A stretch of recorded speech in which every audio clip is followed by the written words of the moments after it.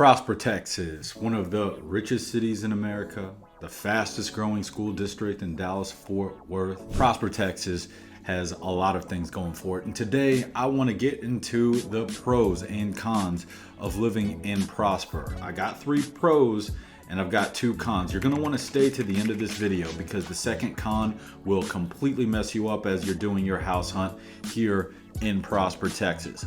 With all that being said, let's get into pro number 1. Pro number 1 is definitely the location of Prosper, Texas. While it's not centrally located like Carrollton or Preston Hollow or even Oak Cliff, Prosper has a good access to the Dallas North Tollway, which takes a lot of the residents here pretty much anywhere they want to go in Dallas-Fort Worth within an hour. Now, when we talk about getting to DFW Airport, that's about a 40 to a 45 minute drive. And when we look at getting to Love Field, it is a straight shot down the Dallas North Tollway, or as we call it, the Tollway. And you can get there in about 35 to 40 minutes if there's no traffic. Believe it or not, you're looking at around an hour drive to get to a Dallas Cowboys game, a Texas Rangers game, Six Flags Over Texas, or Hurricane Harbor, all of which lay in Arlington. When we talk about getting to downtown Dallas for a big concert, the Dallas Stars, Dallas Mavs game, even Fair Park, which is just outside of downtown Dallas, we're really only looking around a 45 to a 50-minute drive. Coming home from a Dallas Mavs game, it only took me around 35 minutes to get back home to Prosper one evening, and that, of course, is with no traffic. Now, when we start talking about stuff that we are doing every weekend, we are going to the PGA District in Frisco. We're going to the Grandscape District down in the Colony. We're going to FC Dallas games in Frisco, the Star. There's so much stuff nearby. All of this stuff that I just named is within a 10 or a 15-minute drive from Prosper. Even if we talk about the Boardwalk or the Legacy District in Plano, all of this stuff is within a 10, a 15, a 20-minute drive from most anywhere in Prosper. I would say one of the venues that takes the furthest to get to is going to be Fort Worth. Fort Worth has loads of things to do. You can experience Cowtown by going to Sundance Square. You could see the cattle run up at the stockyards. So if you want to experience all this stuff in Fort Worth, you should just plan a day trip there. You're looking at least 2 hours on the road minimum. It's about an hour plus there and back to Prosper. One of the other things I love about Prosper is it's right on Highway 380, and this can take us over to I-75 in about 25 minutes, and that can take us up to Lake Texoma. It can take us down to downtown Dallas, or if we stay on 380, it takes us to East Texas, where my family loves to enjoy some lake house vacation rentals around the holidays for New Year's Eve, summers, or what have you. Pro number 2 about Prosper, Texas.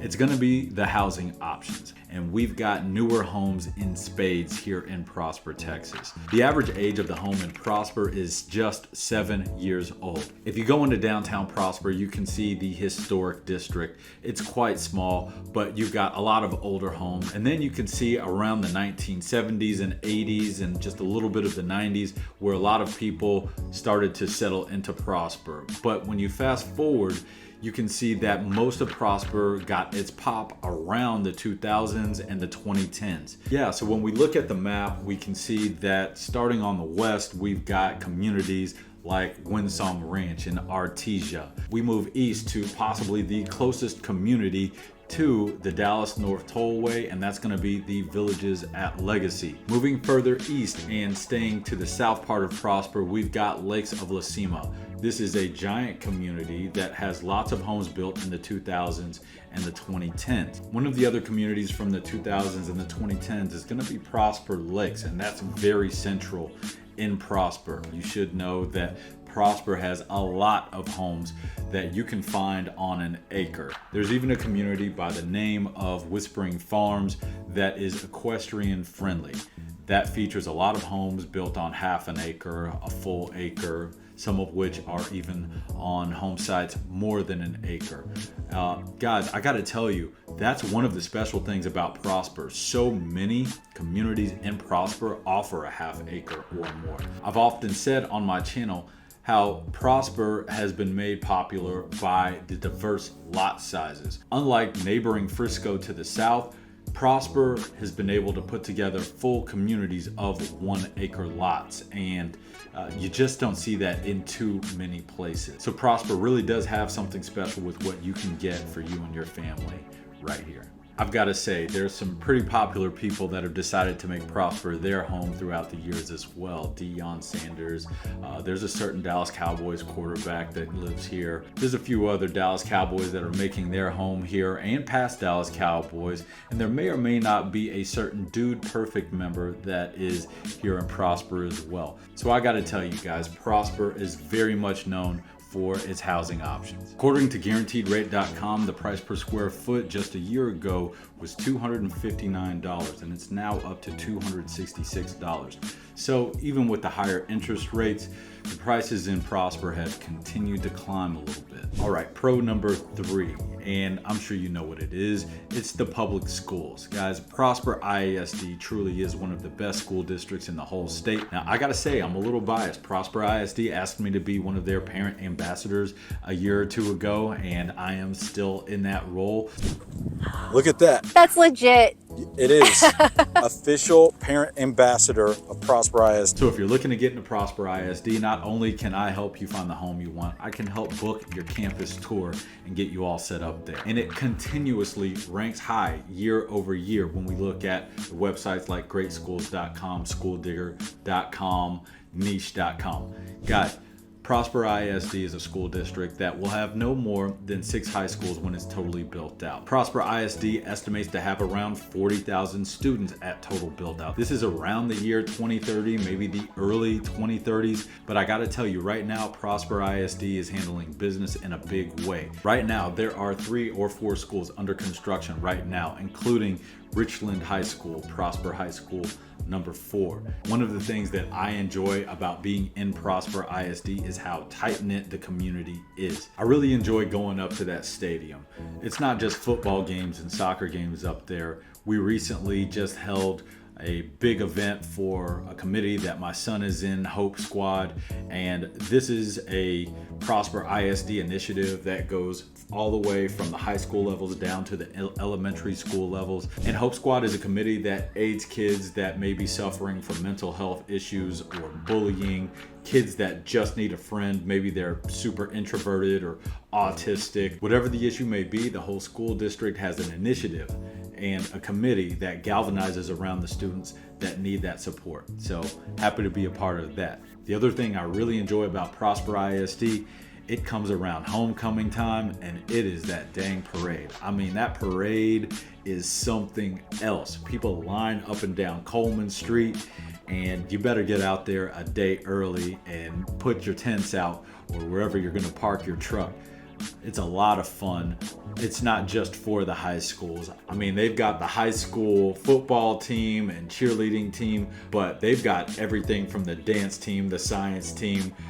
They've got the bass fishing team. They've got everybody who is somebody who's involved at something at Prosper High School, be it Rock Hill, Walnut Grove. Everybody who's involved can be a part of that parade, and it really just gives a lot of students a sense of belonging, and I can't wait till my kids are in their high school and they get to be a part of that. So Prosper ISD is really special on that front. Now guys, Prosper ISD is a great school district to be in if you have a student athlete. They even keep someone on staff that can be a liaison between a college recruiter and the student athlete to help them to be able to apply for scholarships, get noticed by certain colleges for whatever athletic program that they're a part of.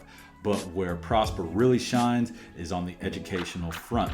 I mean, the career and technical education is second to none. Prosper ISD regularly graduates their students with college credits that can be applied toward whatever it is that they want to do in this world. And I've seen it firsthand. The culinary arts program, automotive, hospitality. I mean, they've got programs for most every industry that your student wants to be a part of when they get out of college. Guys, do me a favor and hit that like button. It'll help out the channel so much. My name's Tommy Wooten. I'm a realtor here in Dallas-Fort Worth. Happy to tell you all about life in and around DFW, my home. If you're looking for representation, just click the link in the comment section or the description, and it'll flip you to my website so you can register to work with me and my team. All right, let's get on to the cons. Con number one. It's going to be the amount of construction that is always going on in Prosper. Right now, there's more than 18 projects under construction with Prosper. This includes road widenings, buildings going up, schools being built, not to mention the biggest of which is Highway 380, which in West Prosper is a huge pain in the neck right now. Here we are on con number two, and guess what? This is going to be the last con, because I'd be nitpicking if I went any further. Prosper is a great place to live. But con number two, and it's the biggest one, has got to be the property taxes. And it's not the property taxes in the way that you might think. It's not the amount of the property taxes.